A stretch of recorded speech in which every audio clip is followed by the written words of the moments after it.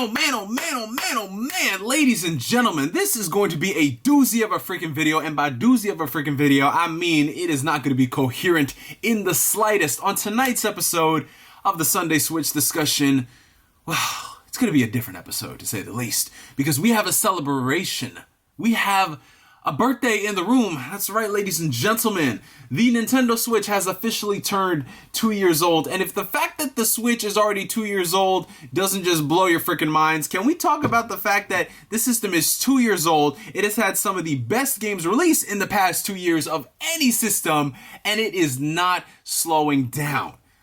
Just take all that in for a second, and we're going to address and tackle that stuff later on. What we're going to do in this video is just talk about, the Switch. It's been out for 2 years. I'm not really going to make this a retrospective video. I'm not going to talk about its highs or its lows, because we've pretty much done that to death every single time we get on camera and talk about the Switch. So I'm just going to talk about my experiences being a Switch owner for the past year and change, some of the games I've been playing recently, and what I'm looking forward to in 2019 and beyond, because, oh my god, fuck me, 6 ways from Sunday, the Switch is killing it. It is killing it. And I know to a lot of people out there who, don't own a Switch, they're mildly interested in the Switch, they might not understand the hype behind the Switch. But if you are a person who owns the Switch, a person who has bought the system and understands what it's going for, you see why all the Switch owners are just like, bro, calm the hell down with all these game releases. This right here is not even my entire Switch collection, but these are all the Switch games that I have purchased in a little over a year. And mind you, as I'm sure you guys can read the titles of some of these, while these are heavy hitter games, some of these are ports, some of these are indies, these are not all of the major titles on the Switch. You want to know why? Because the Switch keeps getting games left and right every single day. There just seems to be new games dropping, whether they're on the eShop or they're just, announced for physical releases. The Switch is just out of freaking control, and I can't even keep up with it. I cannot, because 1 second I think I'm all caught up with the Switch games I want to buy, and then boom! Out of nowhere, Final Fantasy IX. And I know you guys will say, well, that's a really old-ass game, Neo. Why would you even count it as something to play on the Switch? Because we can play Final Fantasy IX portably. And I know you could have done that on the PSP, but this is 2019, and we're trying to play that HD version. And not only that, what else are we trying to do in 2019? We are trying to play JRPGs on the go, which is why we got Tales of Vesperia Definitive Edition. Let's talk about this game for a second. I have a whole separate video coming on this in 2024. But let's just talk about the fact that Tales of Vesperia Definitive Edition, yeah, that one that we thought was never going to come to the West, finally came to the West. It's out on the Switch, and it sold the best on the Switch? Bro, that right there is freaking crazy. And that's not it. That is not it as far as games coming out on the Switch out of nowhere, but they end up being pretty freaking awesome. So as you can see right here, my digital library for the Nintendo Switch, it just keeps growing. And it's got to the point where I've had to start deleting games because I have maxed out my 128 gigabyte card. It's that serious, man. Your boy is thinking about investing in a 400 gigabyte card. I've seen it on Amazon for like 70 bucks. I missed the deal when it was $60, which freaking sucks. But I might need it because I am running out of space to download all these games, play 30 minutes of it, say it's awesome, and then never touch them again. Does anyone else, can y'all relate to me like that? Or are y'all just out here beating all your games? I can't relate to that. Well, I can 7 years after the fact. But yeah, man. So, I've been playing Tales of Vesperia Definitive Edition. Yuri Lowell, your boss, your G. And then I got sent over Origami Shadow Edition, which is a very interesting game. Old school fans of games such as Tenchu might get a kick out of this, but I'll talk about that more when I do a separate video on that. Of course, my personal favorite Final Fantasy game, Final Fantasy IX. When they did that stealth drop, it was just like, yep, swipe that credit card. Well, not really swipe it. Input them credit card details, but, we don't have to put it on credit card because we got that shit cash money. Well, debit card. Man, you know what I'm talking about. And look right here. We got Yoshi's Crafted World. Yoshi, the same guy who don't pay his taxes, apparently has a game out here. I was playing through the demo, and it was kind of high. It wasn't that bad, man. You know me, I don't really fuck with Yoshi games like I used to. I still think some of the best Yoshi games were way back in the day. There really hasn't been a Yoshi game where I'm just like, damn, I need to buy a system for that. Not even Yoshi's Woolly World. But yeah, Crafted World, it was alright, man. And the game is very gorgeous, running at like 60 frames per second. And then we got Daemon X Machina prototype missions. Let's talk about this game for a second. Matter of fact, we're going to be here all day because I got a lot to say on that game. But, you know, we got all these demos on here. And then we got just like all these other games like Crash and Bayonetta and Warframe and Doom and Banner Saga and Wolfenstein and Legend of Zelda. Bruh, like... I can't keep up with all these games, man. And then we got announcements for like all these games coming out in 2019 that we didn't even know were coming out in 2019 until that direct. Like, fuck. It's just insane. I can't handle it. I cannot freaking keep up with all these Switch games. And I know what a lot of you guys are gonna say. Why in the world are you getting excited for some of these games? You own a PlayStation 4. You have a very outdated gaming PC that could still handle these games. Why are you excited for these games to come out on the Switch? I will tell you why. Because I can play that shit portably, and that is it. I'm sorry, you guys, that is it. I am suckered into the whole portability aspect, but it is freaking true. There are just some times where I'll just be out about the house for a couple hours a day. I take my Switch and I put 45 minutes into a game. 45 minutes that I couldn't have done at home because I'd be playing another game or I just wouldn't have the time. That's where the Switch comes in, man, and I think that's where people realize the appeal behind it. One company in particular that I personally stand beside and I back because I love what they're doing is Satisfy. You guys have seen me talk about Satisfy's products in the past. This, of course, is their ultimate gaming grip for the Switch, which in my opinion is the best grip out on the market, especially if you are playing it in handheld mode. Nothing else comes close. You know, they're just doing great stuff. You know, you got their case right here, and I've already done videos on this stuff in the past. I know a lot of people say, oh, you're just trying to, you know, pimp out the company because you're sponsored. No, I'm just doing this because I really love the product. And yeah, all of my game cartridges are filled. So yeah, the Switch has too many games, man. And you know, just because the Switch has too many games, these guys over here, where is it? I can't even find it. Hold on one second, y'all. So over the holidays, Satisfy sent me over this, which is their Ultimate Holiday Gaming Bundle, which comes with a special variant of the gaming grip. It comes with an extended case for the gaming grip, a USB Type-C cable, the whole shebang bang, and I guarantee you, I'm probably gonna fill this one up too with games, man. The Switch is just out of freaking control. Okay, so now that we've gotten the fanboying out of the way, let's get on to the more critical side of the video. I'm gonna put on my critical gamer hat for this one and talk about the Switch as a whole, its 2 years, and what I expect to see in the future going forward.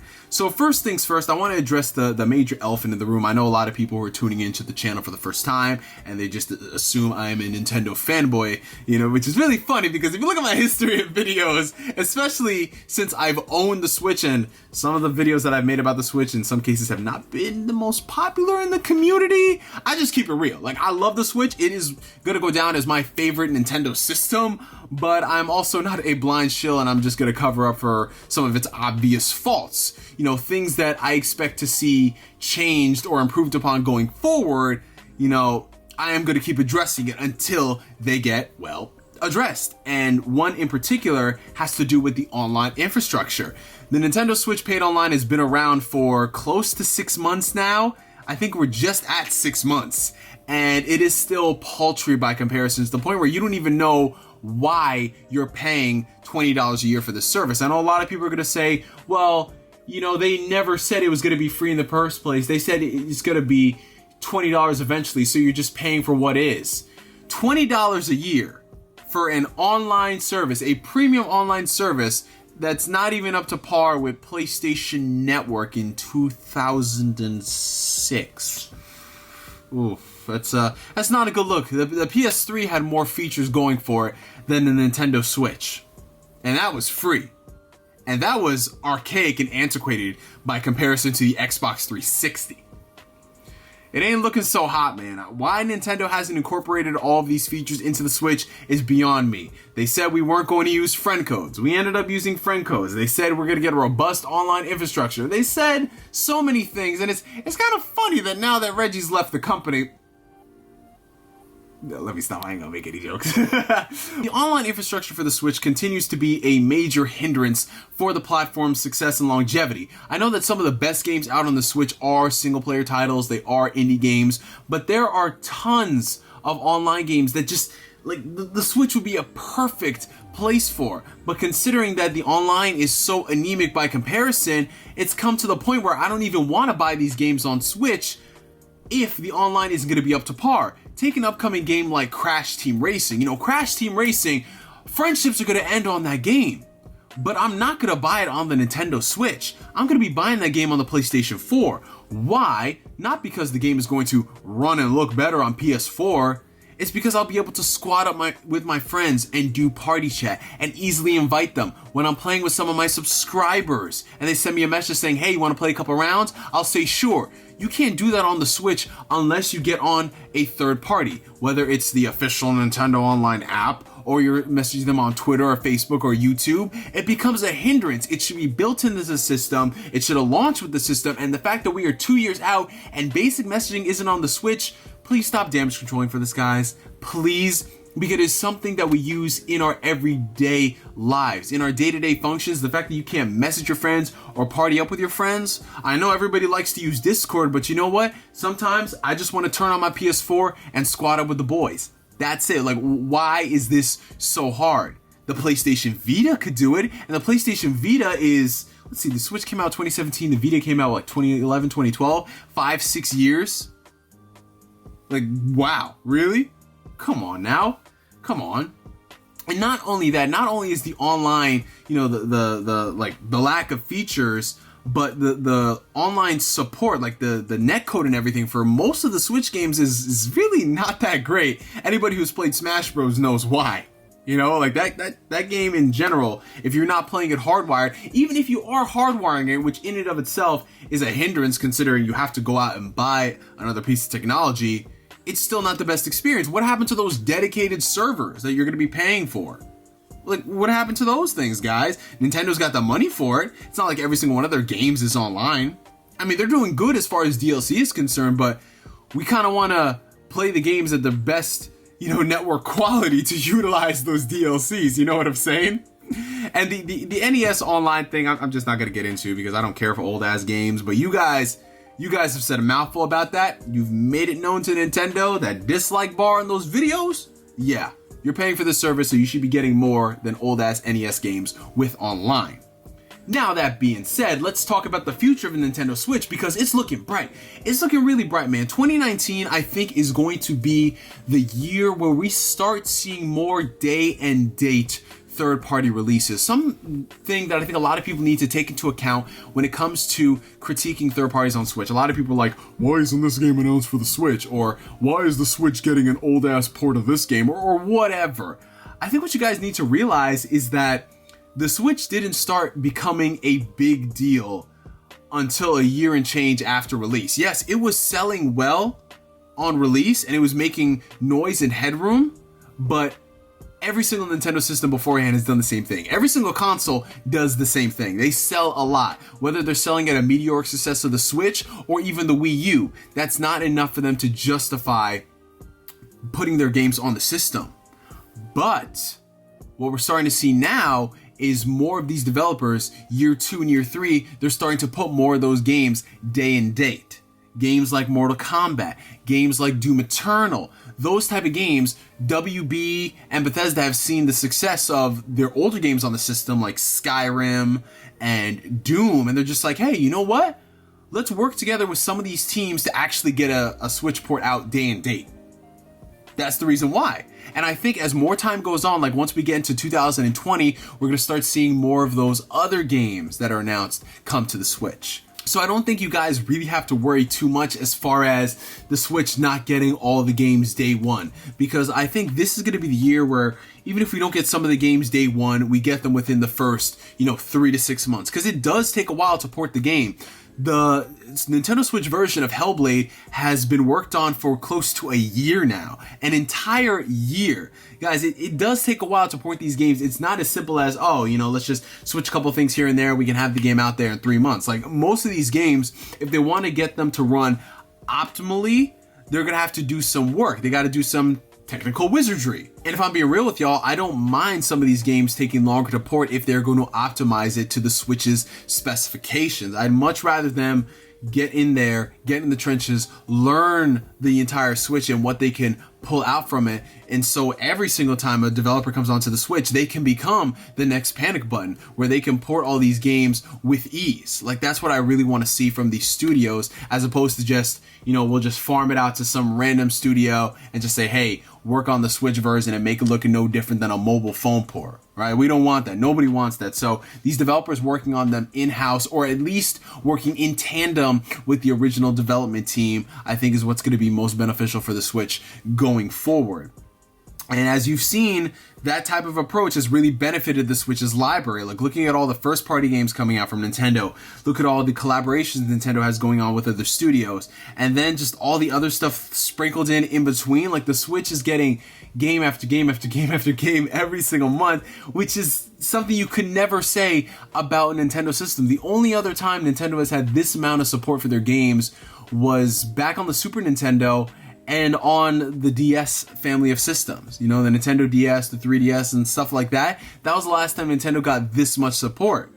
And I know a lot of people are going to say that, well, it doesn't have this game, it doesn't have that game, it doesn't have this game. Yes, we understand why some games, not every game is going to come to the system, but if it can get 90% of the games, I think that's a pretty good trade-off. And who knows, later down the road, what could happen? They could come out with that Switch Pro, that Switch XL or whatever, which will make the system more beefier, and you could run some of those games. Of course, it's going to be less powerful than the PlayStation 5 and the Xbox Scarlet, but at this point, I don't think power is really what is selling the Switch. No one is really buying the Switch for its power capabilities. I'm not trying to use that as a damage control defense, but if the game can look good enough portably and it can sit on par with some of the other console versions, why wouldn't somebody buy it on the Switch? Like Tales of Vesperia Definitive Edition. I know a lot of people want their 60 frames for their overworld and they want their 4K support or whatever.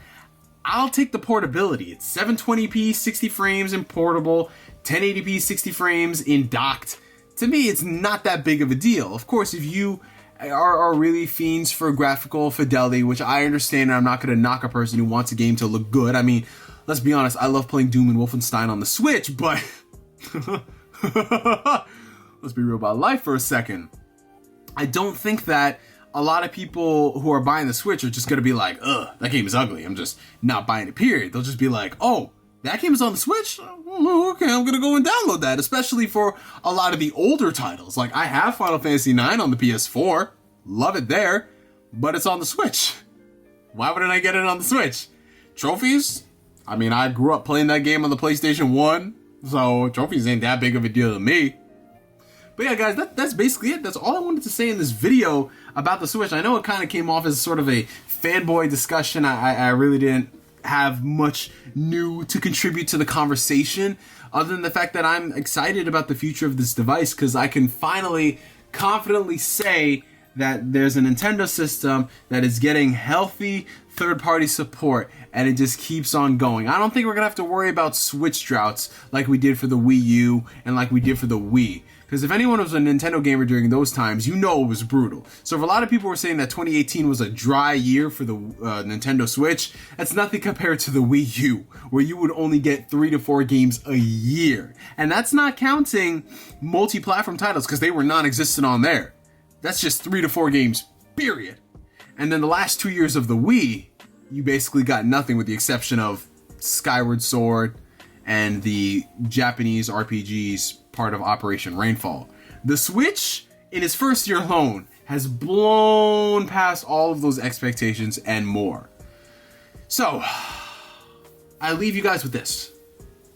With the Nintendo Switch on a meteoric success, what game do you want to see ported to the Switch? What is your dream game? It could be a game that released on PlayStation 4, on Xbox One, a third-party title. It could be a game that you want to see Nintendo bring back. It could be a smaller niche JRPG that you would play on, you know, something like the PlayStation 2, and you want to see it come back on the Switch. Or you might take the remake of that PlayStation 2 niche Japanese RPG that they put on the PlayStation Vita and then bring that over to the Switch. I mean, you could call it something like Persona 4 Platinum. Did I say that out loud? No, man, we know they're probably not going to do Persona 4. They're probably going to do Persona 5. Or you could just do Persona 3, Persona 4, Persona 5 in one set and release it for $60. That'd be no problem. That'd be no problem. Or they can release Persona 3, Persona 4, and Persona 5 separately, and they can put them out there for like $30. That'd be no problem also. That'd be no problem also. Like, just give us all the games. That's all I want to say. Give us all the games that I am never going to complete. But damn it, I want it on the Switch so my grandkids, they can play them eventually. See, back in my day, we played cartridges, and then we played discs, then we went back to cartridges. I'm getting silly now. I'm going to cut off the video right now. For me, for now, my name is NJ Sonny. I'm like always, hi. We'll catch you guys later. Peace.